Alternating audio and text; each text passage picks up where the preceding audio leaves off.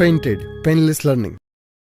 તો તમારે અહીંયા જે તમારા પ્રકરણ આપેલા છે કવિતાના એ પણ યાદ રાખવાના છે, અને સાથે સાથે તમારે યાદ રાખવાનું છે કે એના લેખક કોણ હતા, શામાંથી લેવામાં આવી અને એનો પ્રકાર કયો હતો. તો કવિતાઓના પ્રકાર, પહેલું છે ચાંદલિયો, બીજું છે માધવને દીઠ્યો છે ક્યાંય, પછી છે વતનથી વિદાય થતા, અને પછી છે દીકરી. તો અહીંયા સવાલના જવાબ જે છે, કોઈને ચાંદલિયો ખબર હોય તો એ લોકગીત હતું, તો અહીંયા ડ કરી શકે. પછી માધવને દીઠ્યો છે ક્યાંય એ ઉર્મી ગીત છે, જ્યારે વતનથી વિદાય એ સોનેટ છે, અને દીકરી જે છે એ ગઝલ છે. તો આવી રીતે તમે જવાબ લખી શકો છો. તો માધવને દીઠ્યો છે ક્યાંય ચાંદલિયો, અહીંયા ડ એટલે કે ડ કરું છું. માધવને દીઠ્યો છે ક્યાંય એ ઉર્મી કાવ્ય છે, અને એટલે તેનું નામ છે પડશું એ ક પડશે ઓપ્શનમાંથી. વતનથી વિદાય સોનેટ બ, અને દીકરી જે છે એ ગઝલ, તો ઓપ્શન અ. આવી રીતે તમે જવાબ લખી શકો છો. પછી છે ખાલી જગ્યાઓ. ખાલી જગ્યાની અંદર તમારે વિકલ્પો આપેલા હશે. તો જુઓ, વૈષ્ણવજન સમદ્રષ્ટિને ખાલી જગ્યાનો ત્યાગ કરનાર હોય છે, તો વૈરાગ્યનો ત્યાગ ન કરે. વૈરાગ્ય તો પામવાનું હોય, રામ નામ પણ મેળવવાનું હોય. તૃષ્ણા, તરસ અને ઈચ્છા, મહેચ્છા, એવું જે એષણા, આવા શબ્દો જે છે, તો તૃષ્ણાનો ત્યાગ કરવો જોઈએ. તો દરેક વસ્તુને પામી લેવાની જે ભાવના છે તેનો ત્યાગ કરનાર વૈષ્ણવજન કહેવાય છે. નરસિંહ મહેતાનું કાવ્ય. પછી છે ચાંદલિયો કાવ્યમાં ખાલી જગ્યા ઋતુની વાત કરવામાં આવી છે. તો અહીંયા જુઓ, વસંત ને શિશિરની વાત નથી, અહીંયા શરદ પૂનમની વાત કરવામાં આવી છે, તો શરદ ઋતુની વાત કરવામાં આવી છે. અશોક ચાવડા બેદિલનું ઉપનામ, તો હું બોલી જ ગયો, બેદિલ. બેફામ અને વાસિક ન આવે, બેફામ તો બરકત અલી વિરાણીનું છે. પછી છે કવિના મતે વાંસળીથી વિખૂટો પડેલો સૂર કદમની ઈચ્છા, કદમની છાંયની ઈચ્છા રાખે છે, છાંયને શોધે છે. તો વાંસળીથી વિખૂટો પડીને તે કદમની છાંય, આખું જે કાવ્ય પંક્તિ છે તેમાંથી તમારે વાંસળીથી છૂટો પડ્યો એમ લખવાનું થાય. તો જવાબો તમે જે છે કાવ્ય પંક્તિમાં જ હોય છે. અને હવે પેન્ટેડ એપ્લિકેશન ધોરણ 6 થી લઈ અને 10 સુધીના વિદ્યાર્થીઓ માટે અપડેટ છે, થઈ ચૂકી છે. તો આજે જ ડાઉનલોડ કરો. ત્યાં મળે છે તમને લાઈવ લેક્ચર્સ દરેક વિષયના, સાથે દરેક વિષયના ડાઉટનું સોલ્યુશન, વીકેન્ડ ઉપર ટેસ્ટ સિરીઝ, અને દરેક એક્ઝામની બ્લુ પ્રિન્ટ અને નમૂનાના પ્રશ્નોની આ PDF પણ તમને ત્યાંથી પ્રાપ્ત થશે. તો પ્લે સ્ટોર પરથી ડાઉનલોડ કરો. જો તમે ધોરણ 10 પછી 11-12 સાયન્સ કરવાનું વિચારો છો અને ડૉક્ટર અને એન્જિનિયરિંગ લાઇનમાં તમારું કરિયર બનાવવાનું તમારું સપનું છે, તો જી મેઇન્સ અને નીટની તૈયારી કરાવતી, પરફેક્ટ રોડ મેપ સાથે તૈયારી કરાવતી સંસ્થા એટલે સમત્વ એકેડમી. અમારા વિડીયોના ડિસ્ક્રિપ્શનમાં એક લિંક આપેલી છે, ત્યાંથી તમે આ PDF ડાઉનલોડ કરો અને વધુ માહિતી માટે તેમનો સંપર્ક કરો. આપણે વધીએ છીએ પછીના પ્રશ્ન તરફ, જ્યાં તમારે એક શબ્દ, એક વાક્યમાં જવાબ આપવાનો થાય. તો કવિની દ્રષ્ટિએ ભારવાળો મુગટ એટલે શું? તો કવિની દ્રષ્ટિએ ભારવાળો મુગટ એટલે જવાબદારીનો મુગટ. હું એવો ગુજરાતી ગીતમાં વિનોદ જોશીએ મૌન માટે ગાંધીજી, તો સરદારને શા માટે યાદ કર્યા છે? તો સરદાર પટેલને, આ કાવ્યમાં મહાત્મા ગાંધીને મૌન અને સરદાર પટેલની હાકલને યાદ કરવામાં આવી છે. પછી આવે છે 3-4 વાક્યની અંદર ઉત્તર આપો. તો 3-4 વાક્યમાં જ્યારે તમે ઉત્તર આપતા હો ત્યારે શરૂઆતમાં તમારે એ યાદ રાખવાનું છે કે આપણી ભૂલ ઓછી થાય. જેમ રસભય દીર્ઘઈની ભૂલ ઓછી થશે, સારા અક્ષરો હશે, તો માર્ક્સ જે છે એ પૂરા મળવાની સંભાવના વધી જતી હોય છે.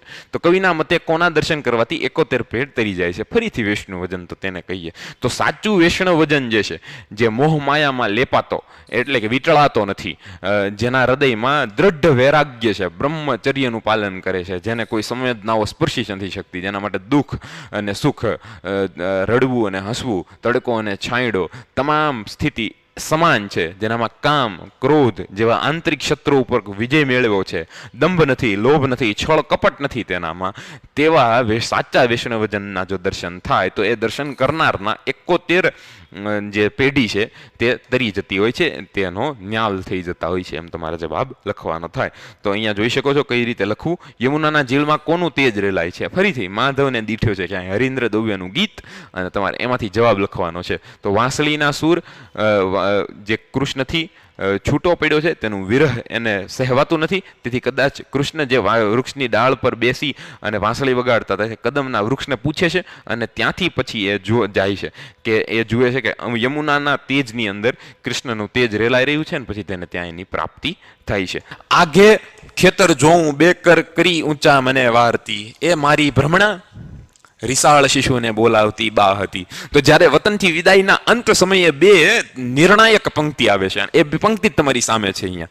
તો તે દર્શાવે છે કવિની વ્યથાને, કે જ્યારે વતનથી છૂટા પડવાનો સમય આવે છે ને ત્યારે પાછું વળીને જુએ છે ને ત્યારે એને કોઈક બે હાથ ઊંચા કરીને બોલાવતી હોય. એ ભૂમિકા હતી, એ જન્મભૂમિ હતી કે પછી પોતાની માં હતી, એ કહેવું કઠણ છે. અને એટલે જ આ પંક્તિ અહીંયા ભાવાર્થ આપણે સ્પષ્ટ કરવો હોય તો લખવું પડે કે છેલ્લી બે પંક્તિમાં કાવ્ય નાયકને મનોભાવને સરસ રીતે માર્મિક વળાંકથી ઘણું બધું છૂટતું હોય છે, પણ અંતે જ્યારે વતનની યાદમાં તડપતા કવિને વતન છોડવાનું ગમતું નથી, તેમ છતાં મજબૂરીથી તે છોડીને છેલ્લે વારે તેઓ દૂર ખેતર તરફ જોઈએ ત્યારે બે હાથ ઊંચા કરીને બા તેને અટકાવતી હોય તેવું લાગે છે. કવિને થાય છે કે મારી ભ્રમણા હતી, એમનો આભાસ હતો કે જાણે કોઈ પોતાના રિસાળ બાળકને બે હાથ કરી ઊંચા કરીને બોલાવતી માતા હોય એમ બાળપણની મા સાથેની કોઈ સ્મૃતિ આજે એમને મન જકડી લીધું છે.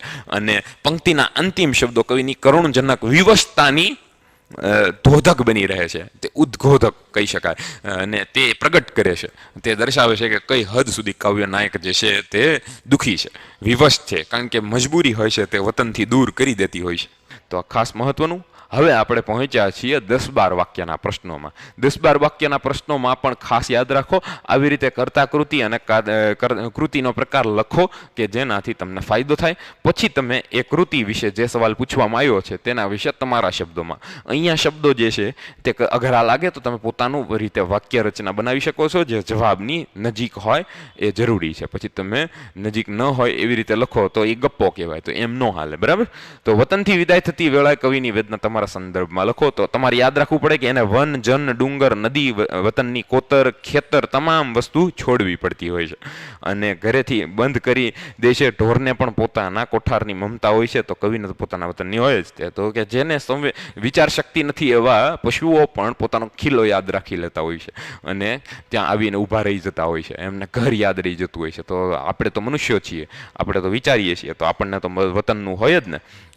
તો વતનથી આગળ જતા જતા પગ ઉપડતા નથી, પગ સાથ આપતા નથી, વૃક્ષોની કાંટાળી ડાળી આવી જાય છે, ગામનો જ્યારે શું કહેવાય પાદર આવી જાય છે ત્યારે કૂતરા પણ તેમની સાથે આગળ ચાલતા નથી, અને પછી છેલ્લે તેમને પોતાની માતા દેખાતી હોય અને પોતાના રૂઠ્યા પુત્રને સાદ પાડીને બોલાવતી હોય, એ રીતે બોલાવતી હોય એવો આભાસ થાય છે બે હાથ ઊંચા કરીને. આ તમામ વસ્તુ તમારે લખવાની થાય, તો આવી રીતે લખી શકો છો. પછીનો પ્રશ્ન જોઈએ, શિકારીને.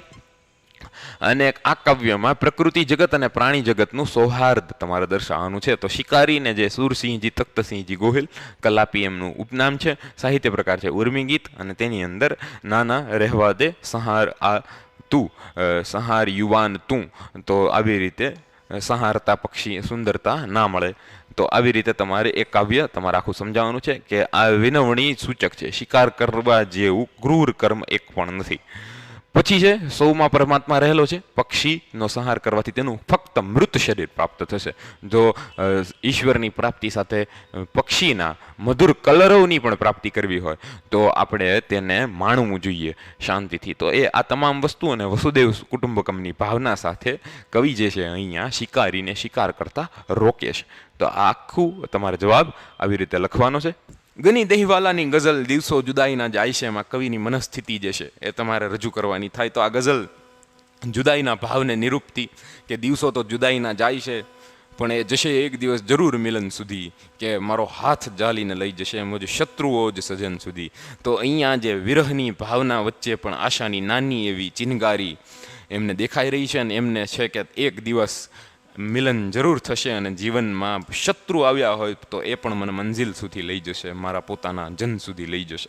તો તેમના જીવનમાં ઉન્નતિ થાય કે પતન થાય એવો માર્ગ સુધી જવું નથી, તેમને તો એકબીજા ના ધરા સુધી ના ગગન સુધી ફક્ત આપણે તો જવું હતું એક બેંકના મન સુધી. તો અહીં કવિના પ્રાર્થના કરે છે કે એમના આંસુ વ્યર્થ ન જાય. આટલી અમારી વિનમ્ર અરજ છે કે તમને માન્ય હોય તો તમે હૃદયના રાંક નયનોમાંથી વહેતા આંસુઓ લૂછવા પહોંચી જાજો. પદ્ય વિભાગ પણ અહીં પૂર્ણ થાય છે.